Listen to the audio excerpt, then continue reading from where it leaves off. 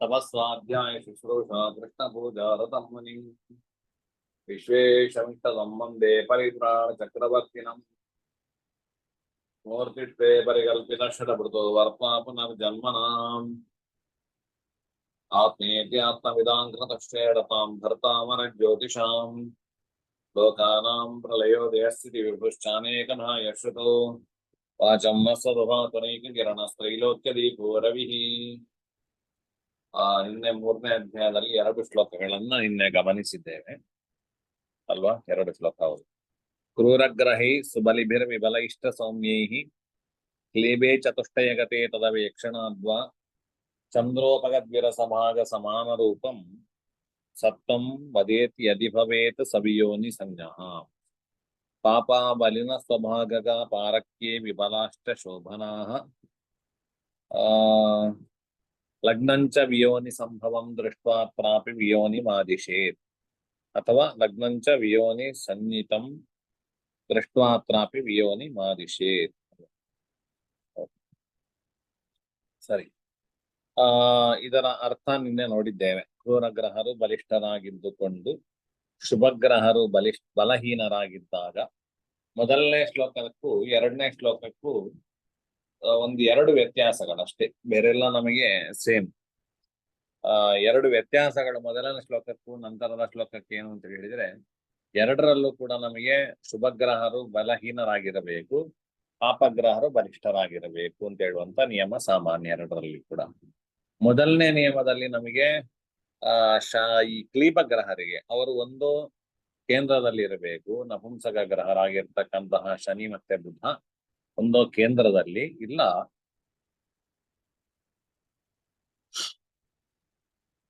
ಅವರ ದೃಷ್ಟಿ ಇರಬೇಕು ಲಗ್ನಕ್ಕೆ. ಈ ರೀತಿಯಲ್ಲಿ ಬಂದಾಗ ಚಂದ್ರನ ದ್ವಾದಶಾಂಶಕಕ್ಕೆ ಸಮಾನವಾಗಿರ್ತಕ್ಕಂತಹ ಅವನ ದ್ವಾದಶಾಂಶಕ ಯಾವ ರಾಶಿಗೆ ಬರ್ತದೆ ತತ್ ಸಮಾನವಾಗಿರ್ತಕ್ಕಂತಹ ಸತ್ವ ಅಂತ ಹೇಳಿದ ತಕ್ಷಣ ರೂಪವು ರೂಪ, ಅದೇ ರೀತಿಯಲ್ಲಿ ಬಲಿಷ್ಠತ್ವ, ತಿನ್ನುವ ಆಹಾರಗಳು, ಇದೆಲ್ಲ ಸೇರಿರ್ತದೆ. ಇದು ಕೇವಲ ನಮಗೆ ನಪುಂಸಕ ಗ್ರಹರಿಗೆ ಮಾತ್ರ ಅಲ್ಲ. ಇದರಿಂದ ನಮಗೆ ಚಂದ್ರೋಪಗದ್ ವಿರಸಭಾಗ ಸಮಾನ ರೂಪಂ ಈ ಒಂದು ಕಡೆ ಹೇಳ್ತಾರೆ, ಇಲ್ಲಿ ಇಂತ ನೆನಪಾಗ್ತಾ ಇಲ್ಲ. ಮಾನುಷಿಕ ಚಿಂತನೆಯಲ್ಲಿ ಕೂಡ ಸಾರಾವಲಿಯಲ್ಲಿ ಹೌದು. ಆಧಾನೆ ಜನ್ಮನಿವ ಪ್ರಶ್ನೇವ ದ್ವಾದಶಾಂಶಕೆ ಚಂದ್ರಃ ಯಸ್ಮಿನ್ನವಸ್ಥಿತಃ ಸ್ಯಾತ್ ಲಗ್ನಂ ತತ್ಸಮಂ ಸತ್ವಂ. ನಮ್ಮ ಜನ್ಮ ಕುಂಡಲಿಯಲ್ಲಿ ಅಥವಾ ಪ್ರಶ್ನೆಯಲ್ಲಿ ಆಗಲಿ ಚಂದ್ರನು ಯಾವ ದ್ವಾದಶಾಂಶಕದಲ್ಲಿದ್ದಾನೋ ತತ್ಸಂಬಂಧಿಯಾಗಿರ್ತಕ್ಕಂತಹ ಸತ್ವ ಬಲಿಷ್ಠತ್ವಗಳು ಆ ಜಾತಕನಿಗೆ ಇರ್ತದೆ. ಒಂದು ಲಗ್ನ ಸಮವಾಗಿರ್ತದೆ. ಈಗ ಮೇಷ ಲಗ್ನದಲ್ಲಿ ಹುಟ್ಟಿದ್ರೆ ಅವನು ಸ್ವಲ್ಪ ಬೇಗ ಬೇಗ ತಿನ್ನುವ. ಮೇಷದ ಸತ್ವ ಹೇಗೆ, ಆಡು ಎಷ್ಟು ಬಲಿಷ್ಠ, ಆಡಿನ ಕಾರಕತ್ವ ಹೇಗೆ, ಆಡಿನ ಸ್ವಭಾವ ಹೇಗೆ, ಆಡಿನ ರೂಪ ಹೇಗೆ, ಇದೆಲ್ಲ ಸ್ವಲ್ಪ ಸಮ್ಮಿಶ್ರವಾಗಿ ಅವನಿಗೆ ಬಂದಿರ್ತದೆ ಅಂತ ಹೇಳುವ ವಿಷಯಗಳನ್ನು ಒಂದು ಚಂದ್ರನ ದ್ವಾದಶಾಂಶಕ ಇಲ್ಲ ಲಗ್ನವನ್ನು ನೋಡಿಕೊಂಡು ಚಿಂತನೆ ಮಾಡುವಂತ ಕ್ರಮ ಉಂಟು. ಇಲ್ಲಿ ಈ 2 ಶ್ಲೋಕಗಳಲ್ಲಿ ನಮಗೆ ಸ್ವಲ್ಪವೇ ವ್ಯತ್ಯಾಸ. ಇದು ಸಮಾನ. ಯಾವುದು? ಕ್ರೂರಗ್ರಹರಿಗೆ ಬಲಿಷ್ಠತ್ವ ಬೇಕು, ಪಾಪಗ್ರಹರಿಗೆ ಬಲಿಷ್ಠತ್ವ ಇರಬಾರದು. ಮೊದಲಿನ ವಿಷಯದ ಶ್ಲೋಕದಲ್ಲಿ ನಮಗೆ ನಪುಂಸಕ ಗ್ರಹರ ದೃಷ್ಟಿ ಮತ್ತೆ ದೃಷ್ಟಿ ಅಥವಾ ಕೇಂದ್ರ ಸ್ಥಿತಿ ಅಗತ್ಯ. 2ನೇ ಶ್ಲೋಕದಲ್ಲಿ ಅದರ ಅಗತ್ಯತೆ ಇಲ್ಲ. ಮೊದಲನೇ ಮತ್ತೆ ಸಂದರ್ಭದ 2ನೇ ಶ್ಲೋಕದಲ್ಲಿ ಮತ್ತೊಂದು ವಿಶೇಷತೆ ಏನು ಅಂತ ಹೇಳಿದ್ರೆ, ಸ್ವಭಾಗಗ ತನ್ನ ಭಾಗದಲ್ಲೇ ಇರಬೇಕು. ಅವರು ಬಲಿಷ್ಠ ಮಾತ್ರ ಅಲ್ಲ, ತನ್ನ ಭಾಗದಲ್ಲಿ ಇರಬೇಕು ಶುಭಗ್ರಹರು. ಶುಭಗ್ರಹರು ಪಾರಕ್ಕೆ ಪರಕ್ಷೇತ್ರದಲ್ಲಿ ಇರಬೇಕು. ಅಶುಭಗ್ರಹರು ಸ್ವಕ್ಷೇತ್ರದಲ್ಲಿ ಇದ್ದುಕೊಂಡು ಬಲಿಷ್ಠರಾಗಿರಬೇಕು. ಈ ಒಂದು ನಿಯಮ. ಸ್ವಭಾಗಗ ಅಂತ ಹೇಳಿದ್ರೆ ಸ್ವಕ್ಷೇತ್ರವಾಗಿರ್ಬೋದು, ಸ್ವನವಾಂಶಕವಾಗಿರ್ಬೋದು, ಸ್ವದ್ರೇಕಾಣಿಯಾಗಿರ್ಬೋದು, ಸ್ವದ್ವಾದಶಾಂಶಕವಾಗಿರ್ಬೋದು, ಸ್ವತ್ರಿಂಶಾಂಶವಾಗಿರ್ಬೋದು. ಈ ರೀತಿಯಲ್ಲಿ ತನ್ನ ಭಾಗದಲ್ಲಿ ಅವರು ಇರಬೇಕಾಗ್ತದೆ. ಮತ್ತೊಂದು ಇದರಲ್ಲಿ ಲಗ್ನವೂ ವಿಯೋನಿಯಾಗಿರ್ಬೇಕಾಗ್ತದೆ. ಇಲ್ಲಿ 2 ಚಂದ್ರೋಪಗದ್ವಿರ ಸಭಾಗ ಅಂತ ಹೇಳುವಂಥದ್ದನ್ನು ನಾವು ಹಿಂದಿನ ಶ್ಲೋಕದಿಂದ ಅಧ್ಯಾಹಾರ ಇಟ್ಕೊಳ್ಬೇಕು. ಇನ್ನೊಂದು ಲಗ್ನವೂ ಕೂಡ ಈಗ ಮೇಷ ಲಗ್ನವಾಗಿ ಬಂದ್ರೆ ಅಥವಾ ನಿನ್ನೆ ನೋಡಿದ್ದೇವೆ ಯಾವ ಯಾವ ಪ್ರಾಣಿಗಳಾಗಿರ್ತದೆ ಅಂತ ಹೇಳುವ ವಿಷಯ ನಿನ್ನೆ ಪಾಠದಲ್ಲಿ ಗಮನಿಸಿದ್ದೇವೆ. ಇದೊಂದು ಸೂಕ್ಷ್ಮ ವ್ಯತ್ಯಾಸ. ಮತ್ತೆ ಈಗ ಪ್ರಾಣಿಗಳ ಜನ್ಮವನ್ನು ಇಲ್ಲಿಂದ ಹೇಳ್ತಾ ಇದೆ. ಕೃಷ್ಣೀಯದಲ್ಲಿ ಒಂದು ಮಾತು ಹೇಳ್ತಾರೆ, ಪ್ರಾಯೇಣ ಶುಭ ಬಲಿನಃ ಮಾನುಷ ಚಿಂತಾನ್ ತದಾಶ್ರಯೋ ಕುರ್ಯಾತ್ ತದಾಶ್ರಯೇ ಕುರ್ಯಾತ್ ದೇವಾನಾಮುಚ್ಚಗತೋ ತ್ರಯೇತು ನೀಚೇತು ನಾರಕೀಯಾಣ ಅಂತೇಳಿ ಹೇಳ್ತಾರೆ. ಅಂದ್ರೆ ಶುಭಗ್ರಹರು ಬಲಿಷ್ಠರಾಗಿದ್ದಾಗ ನಮಗೆ ಮಾನಸಿಕ ಚಿಂತನೆಯನ್ನು ಮಾಡಬೇಕು. ಮನುಷ್ಯ ಇತ್ಯಾದಿ ಪ್ರಾಣಿಗಳ ಮನುಷ್ಯನ ಚಿಂತನೆಯನ್ನು ಮಾಡಬೇಕು. ಅದರಲ್ಲಿಯೂ 2-3 ಗ್ರಹರ ಉಚ್ಚದಲ್ಲಿ ಬಂದ್ರೆ ದೇವ ಚಿಂತನೆಯನ್ನೇ ಮಾಡಬೇಕು. ನಮಗೆ ಅವನು ಮನುಷ್ಯ ಇದ್ರೂ ಕೂಡ ದೇವಾಂಶ ಸಂಭೂತ ಅಂತ ಹೇಳುವ ವಿಷಯಗಳನ್ನು, ಅಥವಾ ಪ್ರಶ್ನೆಗೆ ಬಂದಾಗ ಆ ರೀತಿಯಲ್ಲಿ ಬಂದ್ರೆ ದೇವ ಪ್ರಶ್ನೆ, ನೀವು ಯಾವುದು ದೇವತೆಯ ಪ್ರಶ್ನೆಯನ್ನು ಕೇಳಲಿಕ್ಕೆ ಬಂದಿದ್ದೀರಿ ಅಂತ ಹೇಳುವ ವಿಷಯಗಳನ್ನು ಚಿಂತನೆ ಮಾಡಬೇಕು.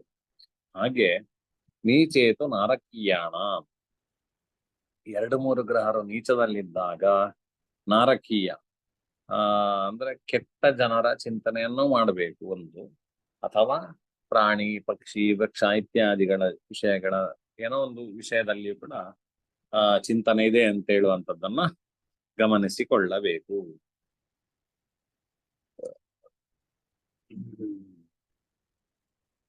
ಸರಿ, ಇನ್ನು ಅದರಲ್ಲಿ ಧಾತು ಮೂಲ ಜೀವ ಅಂತ ಹೇಳುವಂಥದ್ದು ಬಂದಿದೆಯಾ ಪಾಠದಲ್ಲಿ ಶ್ಲೋಕ? ಇದಕ್ಕೆ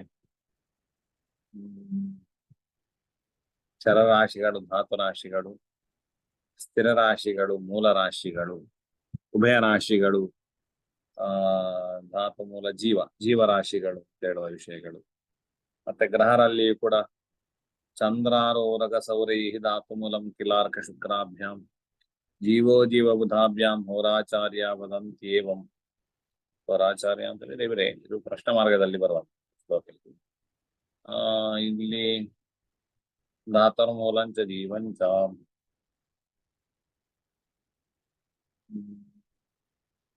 ಯಾವ ಇದರಲ್ಲಿ ಬಂದಿದೆ ವ್ಯಾಖ್ಯಾನದಲ್ಲಿ ನಾನು ಹೇಳಿದ್ದೇನೆ ನಿಮಗೆ.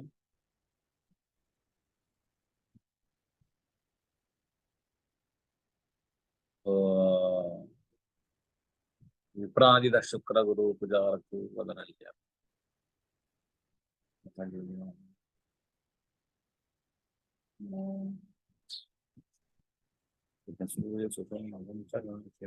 ಜ್ಯೋತಿಷ ಸೋಪಾನದಲ್ಲಿ ಬಂದಿತ್ತು. ಹೌದು, ಜ್ಯೋತಿಷ ಸೋಪಾನದಲ್ಲಿ. ಸರಿ ಸರಿ. ಮೇಷಾದಾಕರಂ ಸ್ಥಿರಾಖ್ಯಮುಭಯಂ ದ್ವಾರಂ ಬಹಿರ್ಗರ್ಭವಂ ಧಾತುರ್ಮೂಲಮಿತಿಹ ಜೀವ ಉದಿತಂ ಕ್ರೂರಂ ಚ ಸೌಮ್ಯಂ ವಿದುಃ.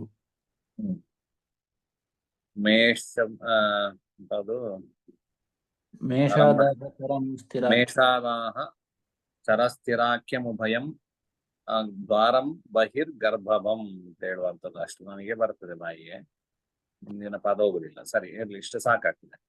ಮೇಷಾದಾಹ ಚರಸ್ಥಿರಾಖ್ಯಮುಭಯಂ ದ್ವಾರಂ ಬಹಿರ್ಗರ್ಭವಂ, ಹಾಗೆ ಧಾತುರ್ಮೂಲ, ಹೌದು ಜೀವ. ಸರಿ, ಅದು ಮುಂದಕ್ಕೆ ಅದರಲ್ಲಿ ಬಂದಿದೆ ಅಂತ ಅದನ್ನ ತಿಳ್ಕೊಳ್ಬೇಕು. ಮತ್ತೆ ಗ್ರಹರಿಂದಾಗಿ ಧಾತು ಮೂಲ ಜೀವ, ಈ ಧಾತು ಮೂಲ ಜೀವ ಆದ್ರಿಂದಾಗಿ ಆ ಪ್ರಾಣಿಗಳನ್ನು ಮೂಲ ವಿಷಯಗಳನ್ನು ಚಿಂತನೆ. ವೃಕ್ಷ ಅಂತ ಹೇಳಿದ ತಕ್ಷಣ ನಮಗೆ ಮೂಲ ವೃಕ್ಷವು ಭೂಮಿ ಅಡಿಯಲ್ಲಿ ಆಗುವಂಥದ್ದು ಇತ್ಯಾದಿಗಳನ್ನು ಕೂಡ ಚಿಂತನೆ ಮಾಡಿಕೊಳ್ಳಲಿಕ್ಕೆ ಬರ್ತದೆ. ಸರಿ, ಇನ್ನು 2 ಶ್ಲೋಕದಲ್ಲಿ ಅಲ್ವಾ ಅದನ್ನೇ ಹೇಳಿದ್ದಾರೆ.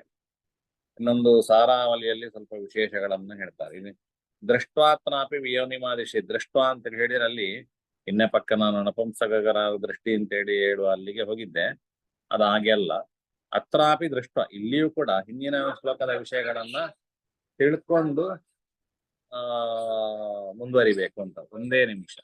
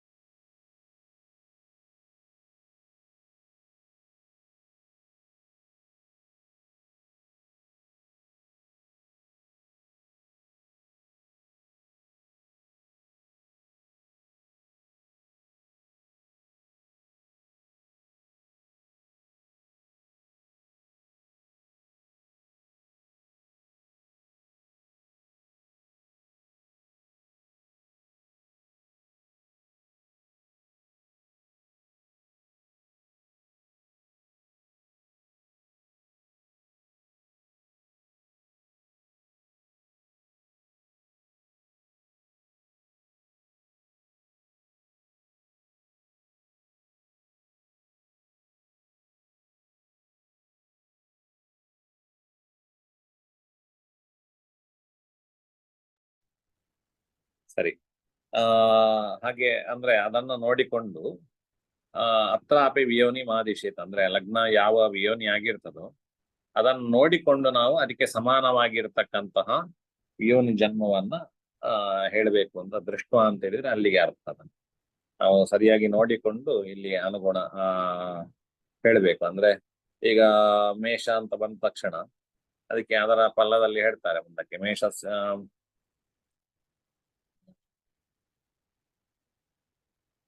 ಶಾಕಲ ಕ್ಷಿಪ್ರ ಪ್ರಸಾದೋತನ ನಿಮಿಷ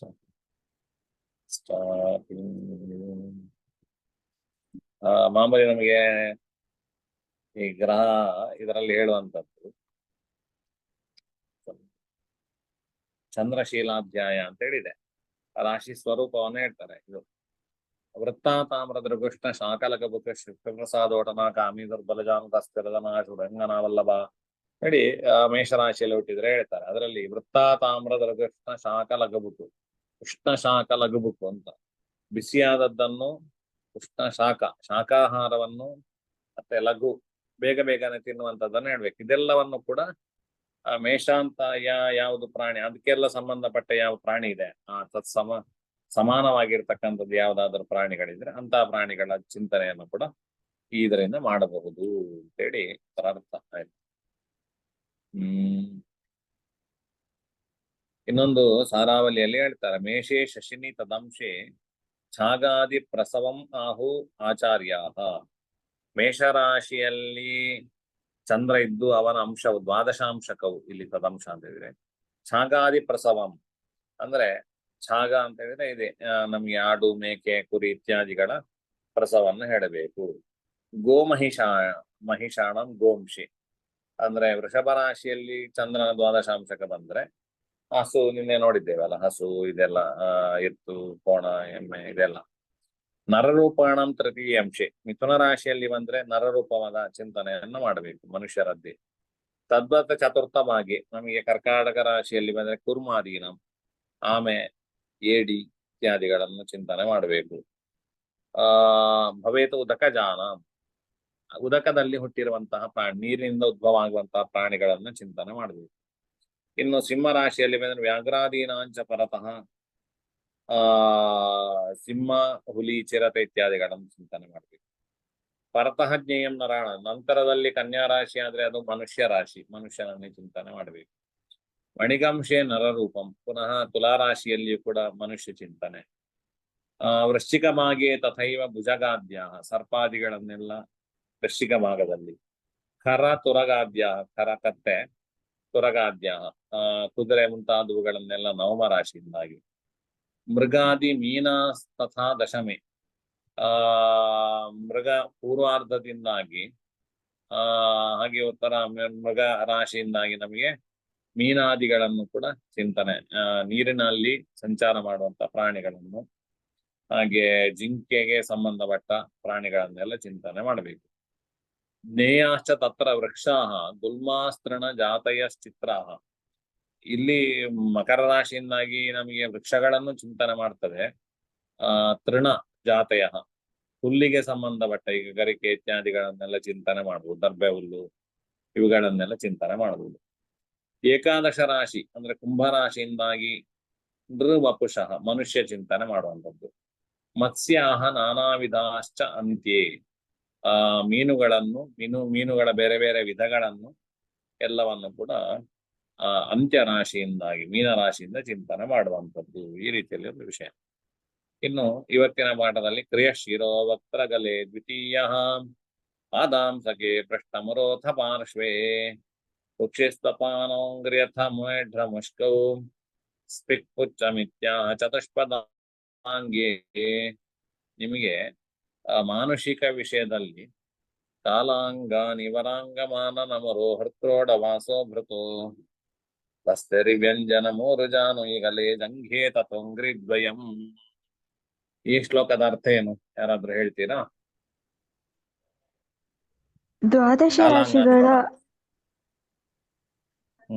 ದ್ವಾದಶ ರಾಶಿಗಳಿಗೆ ಒಂದೊಂದು ಅಂಗಗಳನ್ನ ಸೂಚಿಸಿದ್ದಾರೆ. ಮೇಷರಾಶಿಗೆ ತಲೆಯನ್ನು ಹೇಳಿದ್ದಾರೆ. ಮೇಷರಾಶಿಗೆ ತಲೆ, ವೃಷಭ ರಾಶಿಗೆ ಸರಿ. ಮುಖವನ್ನು ಹೇಳಿದ್ದಾರೆ, ಮುಖ, ಮಿಥುನಕ್ಕೆ ಕಾಲು ಕಾಲು ಮತ್ತು ಭುಜ, ಭುಜಗಳನ್ನೆಲ್ಲ ಹೇಳಿದ್ದಾರೆ, ಹ್ಮ್ ಕರ್ಕಾಟಕಕ್ಕೆ ಹೃದಯವನ್ನು ಹೇಳಿದ್ದಾರೆ, ಬೆನ್ನು, ಹ್ಮ್ ವಕ್ಷ, ಸಿಂಹಕ್ಕೆ ಹೊಟ್ಟೆಯ ಭಾಗವನ್ನು ಹೇಳಿದ್ದಾರೆ, ಹ್ಮ್ ಸಿಂಹ ಕನ್ಯಾ ರಾಶಿಗೆ ಎರಡು ಪಕ್ಕ ಬದಿಗಳು, ಕಾಲಾಂಗಾನಿ ವರಾಂಗಮಾನ ಕ್ರೋಡ ವಾಸೋಭೃತ್ ವಸ್ತ್ರ ಉಡುವ ಜಾಗ.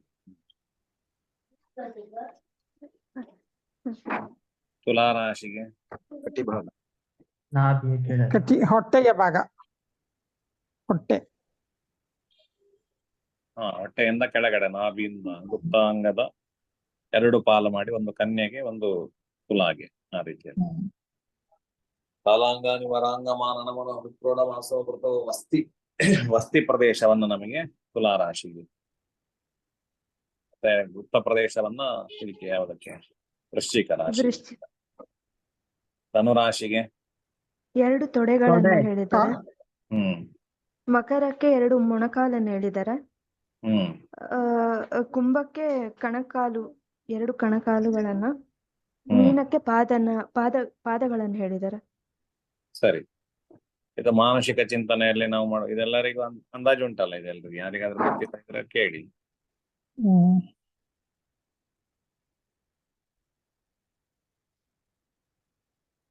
ಸರಿ. ಹೇಗೆ ಮಾನಸಿಕ ಚಿಂತನೆಯಲ್ಲಿ ಇದನ್ನು ಮಾಡ್ತೇವೆ, ಪ್ರಾಣಿಗಳಿಗಾದ್ರೆ ಹೇಗೆ ಹೇಳುವಂಥದ್ದನ್ನು ಮುಂದಿನ ಶ್ಲೋಕ ನಮ್ಗೆ. ಕ್ರಿಯಶಿರೋ ವಕ್ತ್ರಗಲೆ ದ್ವಿತೀಯ, ಕ್ರಿಯಶಿರೋ ವಕ್ತ್ರಗಲೆ ದ್ವಿತೀಯ, ಕ್ರಿಯಶಿರೋ ವಕ್ತ್ರಗಲೆ ದ್ವಿತೀಯ, ಪಾದಾಂಸಗೆ ಪೃಷ್ಠಮುರೋಥ ಪಾರ್ಶ್ವೇ, ಪಾದಾಂಸಗೆ ಪೃಷ್ಠಮುರೋಥ ಪಾರ್ಶ್ವೇ, ಪಾದಾಂಸಗೆ ಪೃಷ್ಠಮುರೋಥ ಪಾರ್ಶ್ವೇ, ಕುಕ್ಷಿಸ್ವಪಾನೋಂಗ್ರ್ಯಥ ಮೇಢ್ರಮುಷ್ಕೌ, ಕುಕ್ಷಿಸ್ವಪಾನೋಂಗ್ರ್ಯಥ ಮೇಢ್ರಮುಷ್ಕೌ, ಕುಕ್ಷಿಸ್ವಪಾನೋಂಗ್ರ್ಯಥ ಮೇಢ್ರಮುಷ್ಕೌ, ಸ್ಫಿಕ್ಪುಚ್ಛಮಿತ್ಯಾಹ ಚತುಷ್ಪದಾಂಗೇ, ಸ್ಫಿಕ್ಪುಚ್ಛಮಿತ್ಯಾಹ ಚತುಷ್ಪದಾಂಗೇ, ಸ್ಫಿಕ್ಪುಚ್ಛಮಿತ್ಯಾಹ ಚತುಷ್ಪದಾಂಗೇ. ಇದರ ಪದಚ್ಛೇದ: ಕ್ರಿಯಃ ಶಿರಃ ವಕ್ತ್ರಗಲೆ ದ್ವಿತೀಯ, ಪಾದಾಂಸಕ್ಕೆ. ಪುಸ್ತಕದಲ್ಲಿ ಒಂದ್ ಸ್ವಲ್ಪ ಚೇಂಜ್ ಇದೆ ಆಚಾರ್ಯರೇ. ಏನಿದೆ? ಕ್ರಿಯ ಶಿರೋ ವಸ್ತ್ರಗಳಂ ವೃಷೋನ್ಯೇ ಅಂತ ಇದೆ.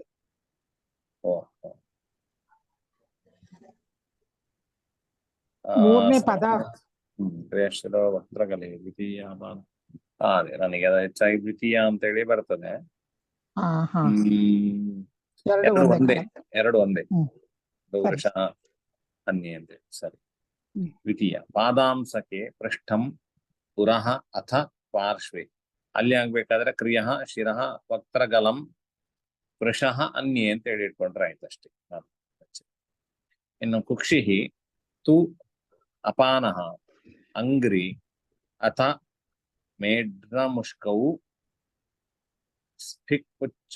ಪುಚ್ಛಂ ಇತಿ ಆಹ ಚತುಷ್ಪದಾಂಗೆ.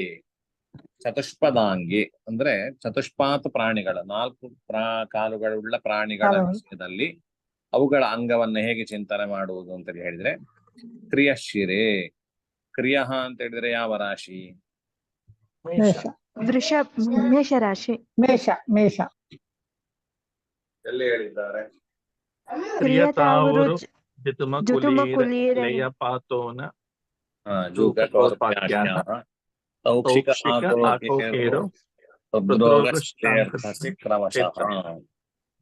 ಸರಿ. ಕ್ರಿಯಾ ಅಂತ ಹೇಳಿದ್ರೆ ಮೇಷರಾಶಿ. ಮೇಷರಾಶಿಯು ಪ್ರಾಣಿಗಳ ತಲೆಯನ್ನ ಚಿಂತನೆ ಮಾಡ್ಬೇಕು ಮೇಷರಾಶಿಯಿಂದಾಗಿ. ಈಗ ಪ್ರಾಣಿಗಳ ನಾಯಿ ನನಗೆ ಹುಷಾರಿಲ್ಲ ಅಂತ ಹೇಳಿ ಬಂದು, ನಾಯಿಗೆ ಎಲ್ಲಿ ಹುಷಾರಿಲ್ಲ ಅಂತ ಕಂಡುಹಿಡಿಬೇಕು. ಹಾಗೆ ಏನು ಮಾಡ್ಬೇಕು? ಯಾವ ರಾಶಿಯಲ್ಲಿ ಅಪಗ್ರಹ ಇದ್ದಾನೆ ನೋಡಿಕೊಂಡು ಅಲ್ಲಿಯ ಸಮಸ್ಯೆ. ಈಗ ತಲೆಯಲ್ಲಿ ಒಬ್ಬ ತಲೆಯ ರಾಶಿಯಲ್ಲಿ ಪಾಪಗ್ರಹ ಇದ್ರೆ ಇದಕ್ಕೆ ತಲೆಯ ಅಂದ್ರೆ ಮೇಷರಾಶಿಯಲ್ಲಿ ಪಾಪಗ್ರಹ ಇದ್ರೆ ಯಾರಾದ್ರೂ ಆಗ ತಲೆಯ ಸಮಸ್ಯೆ ಇದೆ ಅಂತೇಳಿ ಚಿಂತನೆ ಮಾಡಬೇಕು. ಅದರಿಂದಾಗಿ ಪ್ರಾಣಿಗಳ ತಲೆಯನ್ನು ಚಿಂತನೆ ಮಾಡುವಂಥದ್ದು ಮೇಷರಾಶಿಯಿಂದಾಗಿ. ದ್ವಿತೀಯ ಅಥವಾ ವೃಷಭ ರಾಶಿಯಿಂದಾಗಿ ವಕ್ತ್ರಗಲಂ ಅಥವಾ ವಕ್ತ್ರಗಲೆ ಹೇಳಿ ಸರಿಯಾದ ಪಾಠ. ವಕ್ರ ಮತ್ತೆ ಗಲ ಪ್ರದೇಶ ಅಂದ್ರೆ ಕಂಠ ಮತ್ತೆ ಮುಖವನ್ನು ವೃಷಭ ರಾಶಿಯಿಂದಲೇ ಚಿಂತನೆ ಮಾಡಬೇಕು. ನಮಗೆ ಮಾನಸಿಕ ವಿಷಯದಲ್ಲಿ ಕಂಠ ಚಿಂತನೆ ಮಾಡುದು ಮಿಥುನ. ಆದ್ರೆ ಇಲ್ಲಿ ವಕ್ತ್ರಗಲೆ ಎರಡನ್ನೂ ಕೂಡ ಮುಕ್ತ ಮತ್ತೆ ಗಲ ಪ್ರದೇಶವನ್ನು ಮುಖ ಮತ್ತೆ ಕಂಠ ಪ್ರದೇಶವನ್ನು ಚಿಂತನೆ ಮಾಡುವಂಥದ್ದು ವೃಷಭ ರಾಶಿಯಿಂದ ದ್ವಿತೀಯ. ಪಾದಾಂಶಕ್ಕೆ ಪೃಷ್ಠಂ ಉರಹ ಅಥವಾ ಪಾರ್ಶ್ವೆ ಅಂತೇಳಿ ಒಂದೊಂದು ಹೋಗ್ತವೆ. ಪಾದಾಂಶಕ್ಕೆ ಅಂತ ಹೇಳಿದ್ರೆ ಎದುರುಗಡೆಯ ಪಾದ, ಮೊದಲನೇ 2 ಪಾದಗಳು ಉಂಟಲ್ಲ, 4 ಪಾದದಲ್ಲಿ ಫ್ರಂಟಿನ 2 ಅಂದ್ರೆ ಎದುರು ಭಾಗದ 2 ಕಾಲುಗಳನ್ನು ನಮಗೆ ಯಾವುದು ಮಿಥುನ ರಾಶಿಯಿಂದ ಚಿಂತನೆ ಮಾಡುವಂಥದ್ದು. ಇನ್ನು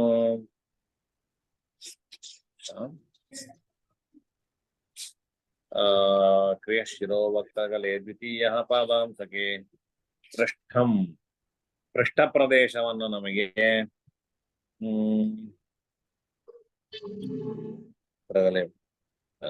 ಪೃಷ್ಠಂ ಕರ್ಕಾಟಕ ರಾಶಿಯಿಂದಾಗಿ ಚಿಂತನೆ ಮಾಡುವಂಥದ್ದು. ಇನ್ನು ಪೃಷ್ಠಂ ಉರಹ ಪೃಷ್ಠ ಅಂತ ಹೇಳಿದ್ರೆ ಗೊತ್ತಾಯ್ತಲ್ಲ ನಿಮಗೆ. ಪೃಷ್ಠ ಅಂತ ಹೇಳಿದ್ರೆ ಹಿಂಬದಿ ಭಾಗ ಅಂತೇಳಿ ಅರ್ಥ ನಮಗೆ, ಆಯ್ತು. ಹಿಂಬದಿ ಭಾಗವನ್ನು ನಮಗೆ ಮಿಥುನ ರಾಶಿಯಿಂದ ಚಿಂತನೆ ಮಾಡುವುದು. ಸಾರಿ, ಪೃಷ್ಠ ಇದು ಅಲ್ವಾ, ಕರ್ಕಾಟಕ ರಾಶಿ. ಹೌದು, ಮುಂದಿನ 2 ಕಾಲುಗಳನ್ನು ಮಿಥುನ ರಾಶಿಯಿಂದಾಗಿ, ಮತ್ತೆ ಪೃಷ್ಠ ಭಾಗವನ್ನು ಹಿಂಬದಿ ಭಾಗವನ್ನು ನಮಗೆ ಕರ್ಕಾಟಕ. ಒಂದು ನಿಮಿಷ, ಅದರಲ್ಲಿ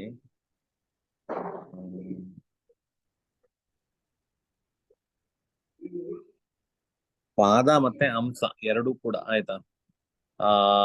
ಅಂಶ ಅಂತ ಹೇಳಿದ್ರೆ ಅವರೆಲ್ಲ ಭುಜ ಇರ್ತದಲ್ಲ, ಭುಜ ಎದುರುಗಡೆ ಕಾಲಿನ ಹತ್ತಿರ ಭುಜಗಳೆಲ್ಲ 2 ಎದುರುಗಡೆ ಕಾಲುಗಳು, ಅದರ ಮೇಲ್ಗಡೆ ಭಾಗಗಳನ್ನೆಲ್ಲ ನಮಗೆ ಮಿಥುನ ರಾಶಿಯಿಂದ ಚಿಂತನೆ ಮಾಡುವಂಥದ್ದು. ಮತ್ತೆ ಅದರ ನಂತರದ ಪೃಷ್ಠ ಭಾಗವನ್ನು, ಅದು ಕಾಲಿನ ಪೃಷ್ಠವೋ ಅಥವಾ ಬೇರೆ ಪೃಷ್ಠವೋ ಅಂತೇಳಿ ಒಂದು ಸಂಶಯ ಉಂಟು ನನಗೆ. ಅದೀಗ ಕನ್ನಡ ಪುಸ್ತಕದಲ್ಲಿ ಏನುಂಟು, ಇಲ್ಲಿ ಕರ್ಕಾಟಕಿಗೆ ಬೆನ್ನು ಇದೆ, ಬೆನ್ನು. ಬೆನ್ನು ಅಲ್ಲ, ಬೆನ್ನು ಆಗಿದೆ ಕಷ್ಟ, ಪೃಷ್ಠವೇ, ಅದೇ ಪೃಷ್ಠ ಭಾಗ, ಬೆನ್ನು ಸರಿ.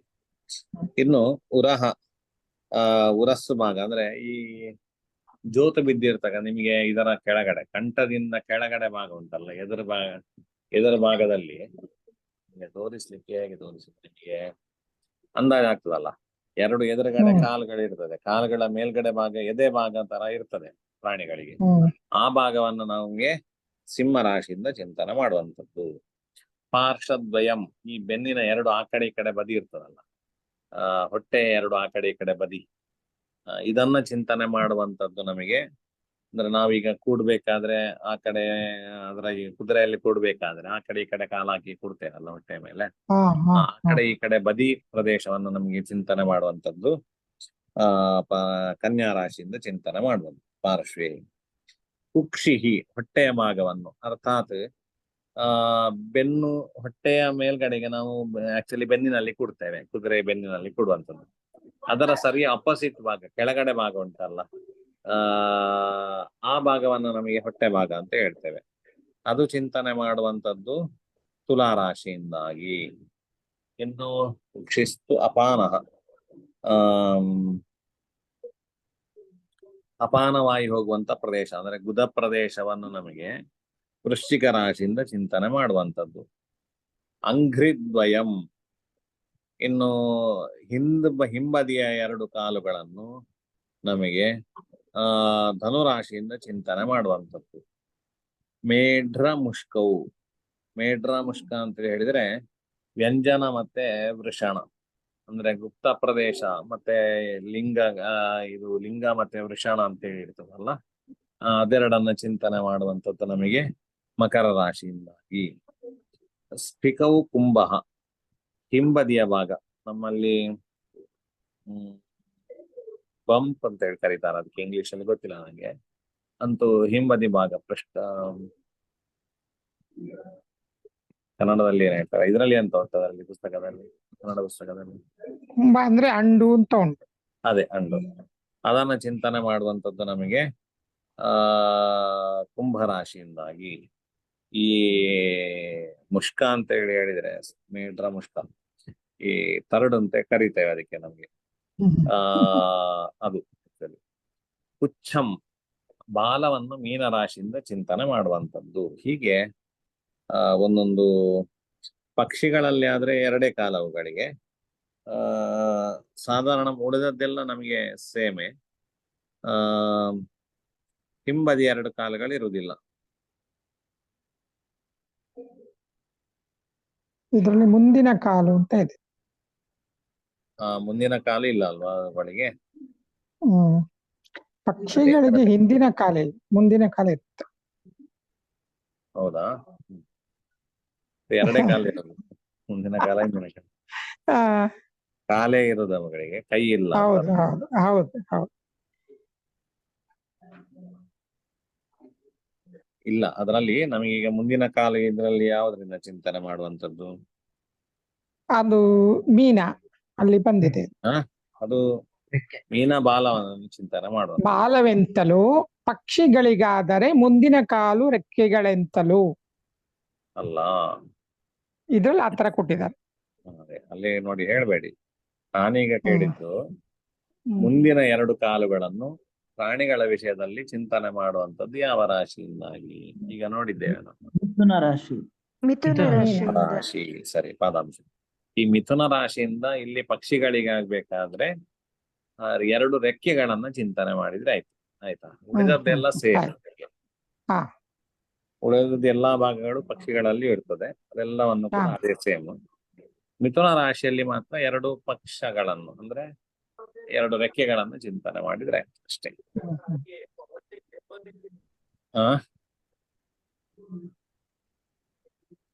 ಸರಿ, ಇವತ್ತಿನ ಪಾಠ ಟೈಮ್ ಆಗಿದೆ ಕಾಣ್ತದೆ, ಇಲ್ಲಿಗೆ ಮುಗಿಸುವ. ಆಯ್ತಾ? ನಾಳೆ ಅವುಗಳ ವರ್ಣಗಳನ್ನು ತಿಳ್ಕೊಳ್ಳುವ ಶ್ಲೋಕಗಳನ್ನು ನಾಳೆ ನೋಡುವ.